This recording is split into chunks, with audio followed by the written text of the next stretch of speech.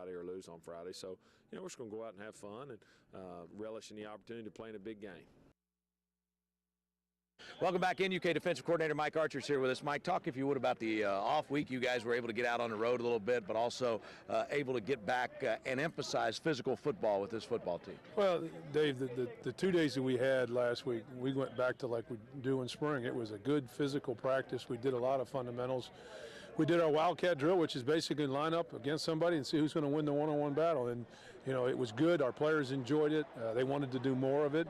And then we got out on the road recruiting, and recruiting is the most important thing. The second most important thing. Our players are the most important that we have here right now, but we've got to continue to bring young, talented players in, and so we all hit the road last weekend. Cats getting set to take on the Bulldogs. We'll talk about that and much more as we roll on here on Cats Pause. Back with the defensive coordinator, Mike Archer. Mike, you've talked a lot about mindset being here. And this is one of those games that people mark on their schedule, say, hey, this ought to be a win for this team. And that's not, or is it, the mindset that this team needs to go into this game with? Well, we have to go in with the mindset that this is the next opportunity for us to get better. And we have a lot to get better at based on what happened down in Baton Rouge 2 weeks ago.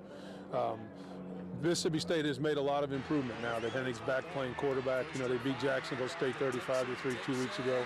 Went into Athens last week and had an opportunity to win the game or tie the game in the fourth quarter. So they've settled in what they're doing. They're scoring more points. They're a very physical football team, just as they've always been.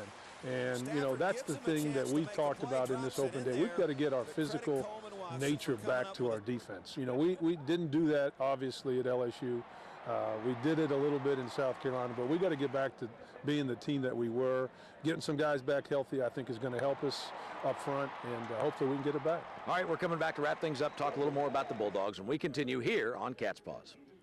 Back to wrap things up with UK Defensive Coordinator Mike Archer. Mike, we talked about Mississippi State a little bit. They've always been very physical. They've gone through 3 quarterbacks this year, and but Dixon is a guy in the backfield that is a really physical guy. Well, they play 3 tailbacks. Dixon is right now listed as the 3rd guy. He started this season as the starter. He's 235 pounds.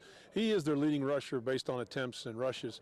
They've gone more now to Thornton and number 30, the true freshman. Right. And because they're doing more with them in one-back sets. They've been in one-back more now that Michael Hennig's back. And so they're getting out of the 2-back, even though, they're still in regular personnel about 35% of the time. So we have to prepare for both.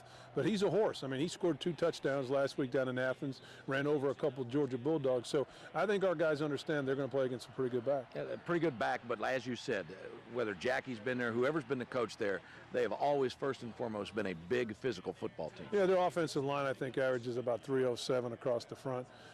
2 tackles are both 319 and 317. They're young, but they're big kids. Brian Anderson is the grizzled veteran there. It seems like he's been there about 7 years. He's played center, he's played guard, he's played tackle. He's playing right guard for him, and he's a guy that's played a lot of football in the SEC. So, it's going to be a challenge. We're on the road, and it's always tough to win on the road. But, I expect our team, and I think our defensive kids, I think they will bounce back. I think they were embarrassed about what happened, and now's our next opportunity. Mike, best of luck to you on Saturday. Thank you, Dave. All right, we'll see you next time here on Cats Pause.